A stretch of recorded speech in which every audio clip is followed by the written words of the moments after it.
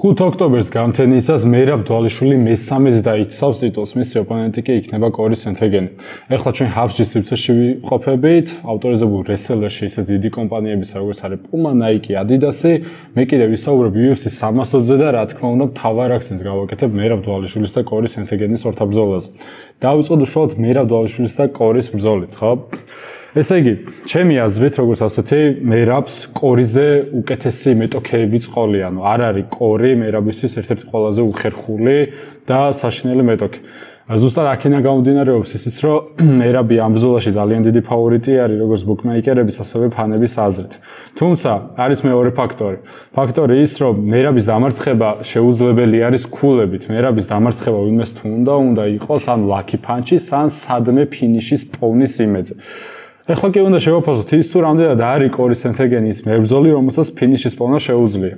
კი, კორის ახასიათებს ხოლმე ავანტურული მოძრაობები, უყვარს ფრინავი მუხლები, უყვარს ტრიალში, ფეხით დარტყვები. ნამდვილად საფრთხე მეტოქე არის, რომელსაც შეუძლია ნებისმიერ დროს ნებისმიერი მეტოქეს რაღაც საფრთხე შეუქმნას და ძალიან მაგარი cold knockout-ებიც აუღია. თუმცა რამდენად მოახერხებს ამას მერაბთან.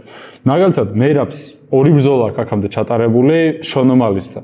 შონომალისთან პარალელი ძალიან კარგი არის იმის გამო, რომ შონომალის და კორი სენთეგენიც გრძელი მებრძოლები არიან, 61 კილოგრამისთვის, მაღალი მებრძოლები არიან, რომელსაც უყვართ დისტანციიდან მუშაობა. ორივე ხისტი არის და ორივე ფინიშზე ორიენტირებული არის. თუმცა შონომალი ჩემი აზრით კორი სენთეგენზე როგორც მებრძოლი ერთი თავით მაღლა დგას. თუმცა არის ასპექტები, სადაც კორი ალბათ უფრო საფრთხე არის. დგომში მიუხედავად იმისა, რომ კორის სიმაღლეში უპირატესობა ექნება, მერაბი 168 სანტიმეტრია სიმაღლეში, ხოლო კორი 180 სანტიმეტრი, მაინც წვდომში, ანუ ხელების სიგრძეში დიდი უპირატესობა არ არის. მერაბს თავის სიმაღლესთან შედარებით 5 სანტიმეტრიანი უპირატესობა აქვს, ან წვდომში 173 სანტიმეტრის რიჩი აქვს, ხოლო კორის კი აქვს 178 სანტიმეტრიანი რიჩი, რაც 5 სანტიმეტრიან სხვაობას გვაძლევს მხოლოდ და მხოლოდ. შესაბამისად, ეს 5 სანტიმეტრიანი სხვაობა არ შეუქმნის რაღაც სასწავლო პრობლემებს მერაბს. თან ამ ყველაფერს ემატება ისიც, რომ მერაბი რა სხვა მებრძოლად გარდაიქმნა ამ ბოლო დროს, ჯონ უდი ავარჯიშებს მას. შესაბამისად მისთვის უფრო ნაცნობი არის დგომში, სტრაიკინგში, დისტანციის ჩახურვა და ზოგადად დისტანციის გრძნობა და მისი მართვა. კორისგან საფრთხე ჩემი აზრით მოდის დგომში, როგორც აპერკოტებში, ასევე მუხლებში, რასაც ძალიან უნდა დაუკვირდეს მერაბი. დევისონ ფიგურედისთან ბრძოლა არის აუცილებლად განსახილველი, კორის უკანასკნელი ბრძოლა, სადაც კორიმ ძალიან მაგარი პერფორმანსი გამართა და რამდენიმე ფაქტორი არის, რაც ასე ვთქვათ, აუცილებლად უნდა გავითვალისწინოთ.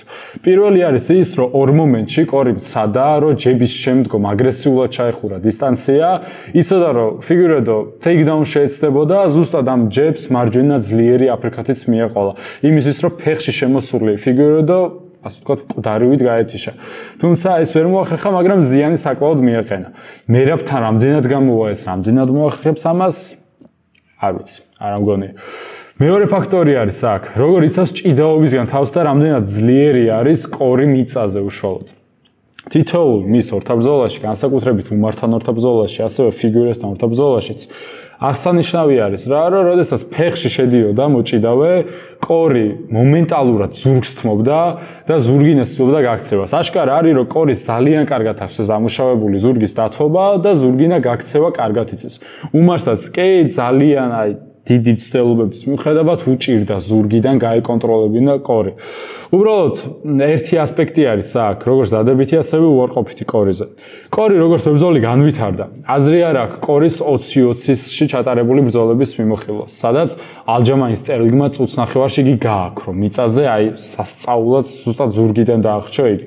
20-20-ის შემდგომ კორი საერთოდ სხვა მებრძოლად იქცა და მეტიც იმ მებრძოლად იქცა, რომელიც მათ სტრაიკინგს დაამატა ჭიდაობა და ფიგურედო საკეთე ჭიდავა კიდევაც. მაგრამ აქ მეორე ფაქტორი არის, რასაც ქვია ჩემპიონის მენტალიტეტი. რამდენად აქვს კორის ეს ჩემპიონის მენტალიტეტი? აქ ძალიან დიდი კითხვის ნიშნებია ჩემთვის. უმართან ორთაბრძოლა კორიმ ცუდად არ დაიწყო. მეტიც Takedown-ებისგან ძალიან კარგად იცავდა თავს, ჩეულ სტილში ზურგს თმობდა და შემდგომ ზურგიდან გარბოდა, დისტანციასაც აკონტროლებდა. უმართან საწყის რაუნდებში ფსიქოლოგიური უპირატესობა მას უნდა მოეპოვებინა, იქიდან გამომდინარე, რომ კორი სტრაიკერი იყო, ხოლო უმარი იყო მოჭიდავი, რომელსაც მარტივად უნდა გადაიყვანა და გაეკონტროლებინა მიწაზე. მაგრამ ეს ასე ვერ მოხდა. თუმცა მიუხედავად ამისა, მესამე რაუნდის შემდგომ დაიწყო კორის დაღმავლობა. ზუსტად იმიტომ, რომ მან გადამწყვეტ მომენტში საჩემპიონო რაუნდებში ვერ მოახერხა და მენტალურად ვერ გადატეხა უმარ ნურმაგომედოვი. თურმე რომლის გადატეხვაც შესაძლებელი ყოფილა და ეს ყველაფერი ძალიან კარგად დაგვანახა მერაბმაც. უმარი რომელიც დაღლილი იყო და რომელმაც რეალურად წესით ფსიქოლოგიურად უფრო ცუდ მდგომარეობაში უნდა ყოფილიყო ვიდრე კორი მაგ ბრძოლაში. თუმცა საბოლოოდ ფიგურედოს შეხვდა, ფიგურედო რომელიც დაბალი წონიდან ამოვიდა, მაღლა ყოფილი ჩემპიონი flyweight-ის, რომელიც ფიზიკურად ძალიან ძლიერი ბიჭი არის და უშანსოდ დაამარცხა. ყველაზე საშიში, არ ვიცი მერაბთან რამდენად გამოუვა, მაგრამ ჩემთვის საშიში საყურებელი იყო ის სვიპები, რასაც კორი აკეთებდა დევისონ ფიგურედოს წინააღმდეგ. ფიგურედოს წინააღმდეგ, რომელიც მიწაზე ძალიან სახიფათო მეტოქე არის. მიუხედავად იმისა, რომ ასაკშია და ქვედაწყვეტიდან ამოვიდა ფიგუ, ხო? მაინც იგი მიწაზე ერთ-ერთი ყველაზე სახიფათო ჯიცერი იყო თავის წონაში, ეს კილები არსად არ ქრება და ძალიან მარტივად გაანეიტრალა იგი მიწაზე. რას შებოდა ამის გასანეიტრალებლად?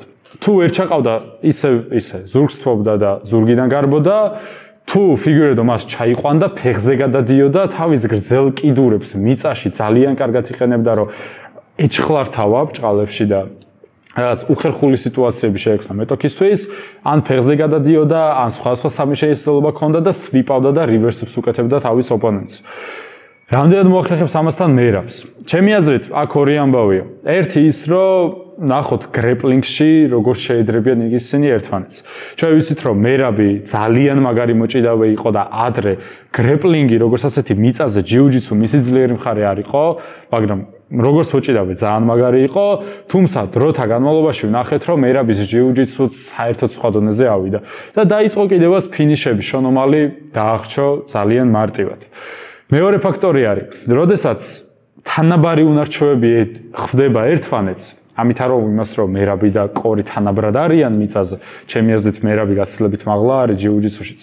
უბრალოდ პირობითად რო ვთქვათ და დავუშვათ, რომ ჯანდაბას კორი და მერაბი ჯიუჯიტსუში თანაბარი მებრძოლები არიან. თუ ვინმე ამბობს ხოლმე განსაკუთრებით ჯიუჯიტსუს დარბაზებში, რომ ძალას მნიშვნელობა არ აქვს, თავარი ტექნიკა, შეგიძლიათ ეგრევე არ დაუჯეროთ. იმიტომ რომ ძალა ძალიან მნიშვნელოვანი არის, ფეთქებადობა ძალიან მნიშვნელოვანი და გამძლე კუნთიც ძალიან მნიშვნელოვანი არის. განსაკუთრებით მაშინ, როდესაც თანაბარი ტექნიკის მებრძოლები ხვდებიან ერთმანეთს, ძალა ძალიან დიდ უპირატესობას განიჭებს. მერაბი კი დამიჯერეთ, რომ ფიზიკაში აღემატება გაცილებით კორის. თუ გახსოვთ, მერაბის და შონომალის ბრძოლის შემდგომ, შონომალიმ ზუსტად ეგ თქვა, პირველი ორთა ბრძოლის შემდგომ, რომ ყველაფერს სწორად ვაკეთებდი, უბრალოდ იმდენად ძლიერი იყო მერაბი ფიზიკურად, რომ ჩემ ტექნიკებს აზრიც კი არ ქონდაო მის წინააღმდეგ. ჩემი აზრით, ომალის და კორის დაახლოებით ერთი და იგივე ფიზიკა აქვთ და მერაბი კი უბრალოდ ვითარდება, წინ მიიწევს და უფრო ძლიერდება. ზუსტად მაგიტომ მგონია, რომ მერაბმა კორის არც მიწაზე, არც დგომში შანსი არ უნდა დაუტოვოს. განსაკუთრებული takedown defense-ით კორი არასდროს არ გამოირჩეოდა, უბრალოდ არის ავანტურული მებრძოლი, რომელიც შეიძლება flying-ით წავიდეს, ან აპერკატით წავიდეს, ან თვითონ შევიდეს takedown-ზე, ან კარგ მებრძოლად ჩამოყალიბდა და სიამოვნებით ვიხილავდი კორის ორთაბრძოლას, მაგალითად შონომალისთან და მერაბი რო არ იყოს ჩემპიონი, რაც ჩემპიონობის შანსებსაც მივცემდი კორის ამ დივიზიონში. მაგრამ, როდესაც მერაბი არის ჩემპიონი, უბრალოდ ვერ ვხედავ lucky punch-ის, რაღაც სასწაულებრივი ნოკაუტის, ან რაღაც submission-ის, როგორც არის მაგალითად ფეხში, რეაქტიულ ფეხში შესვლაზე დაჭერილი გილიოტინა, ან leg lock-ი, ან heel hook-ი, რაღაც ამ ავანტურული submission-ის და finish-ის გარდა, კორიმ სად უნდა იპოვოს გამარჯვება. არ უნდა დაგვაუწყდეს ის, რომ ჩვენ საუბრობთ UFC-ის ტოპეულზე, ანუ ტოპ პირველ ჩემპიონი და ტოპ პირველი, ტოპ მეორე მებრძოლები არიან. ანუ თავის წონაში, ამ 7 მილიარდ ადამიანში, მსოფლიოში ტოპ 3 ადამიანზე საუბრობთ და რა თქმა უნდა მას შანსები აქვს.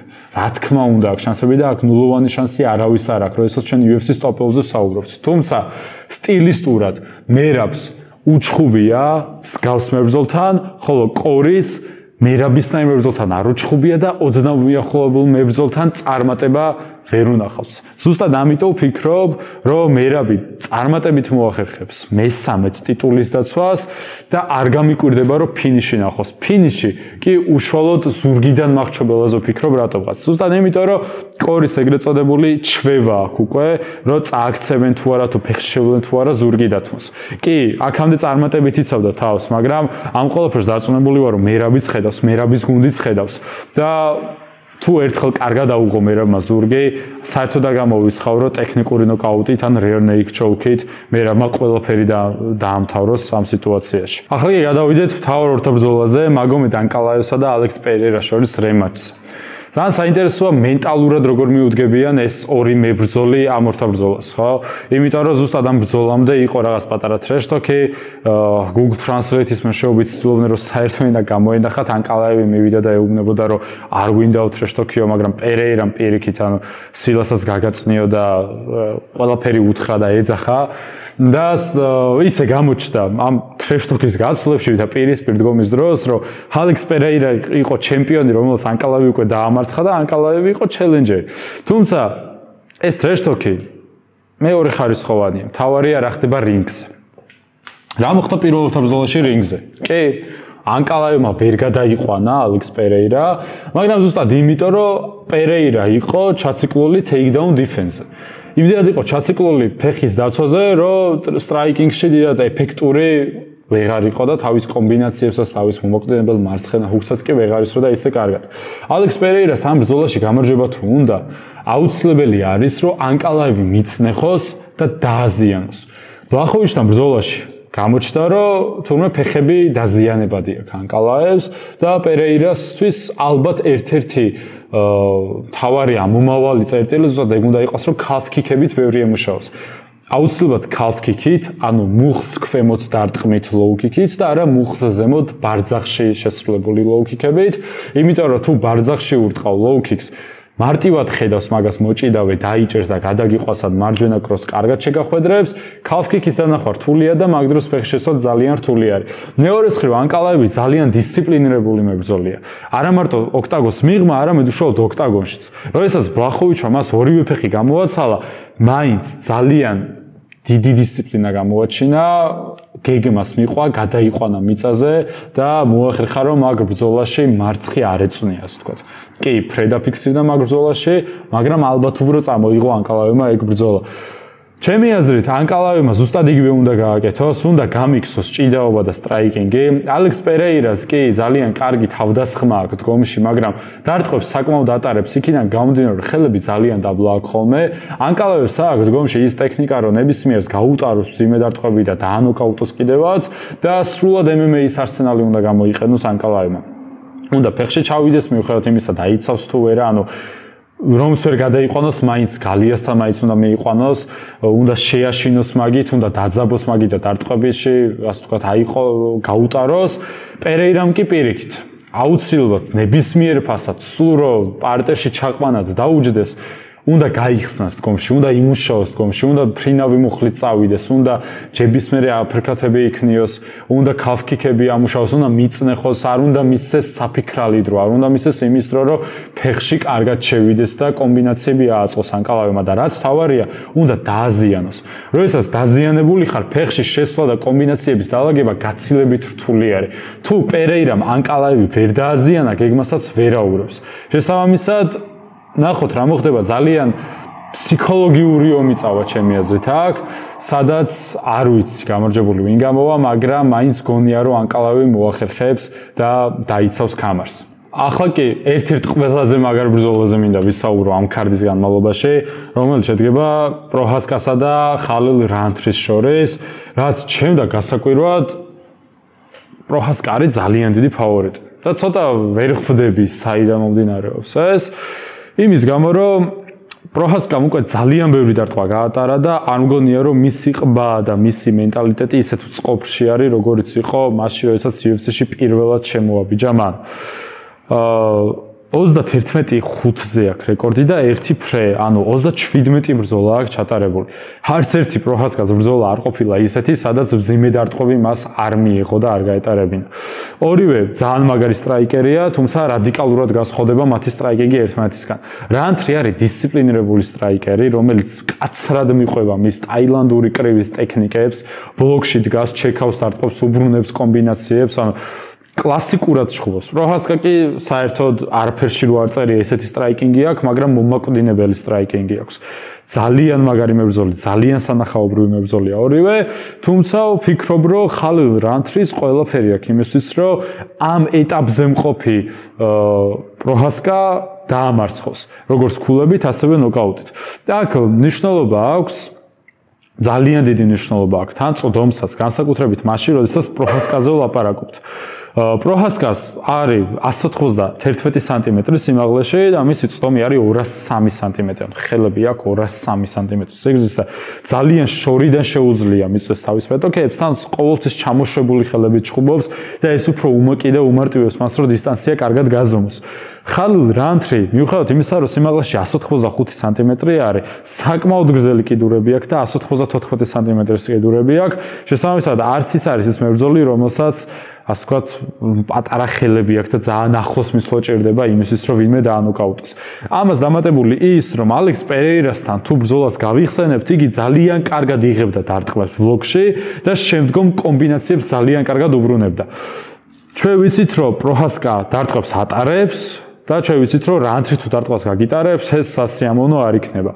აქ მეორე მხარე არის, რანთრის დგომში ძალიან კარგი დაცვა აქვს და არ ვიცი რამდენად მოახერხებს ამ გიჟურ გაცვლებში პროჰასკა რანთრის აყოლიებას და რამდენად მოახერხებს, რომ ის რაღაც ბრუნში იდაყვები თუ სასწაულებრივი დარტყმები რანთრის გაუტაროს და მკვდარივით დაანოკაუტოს.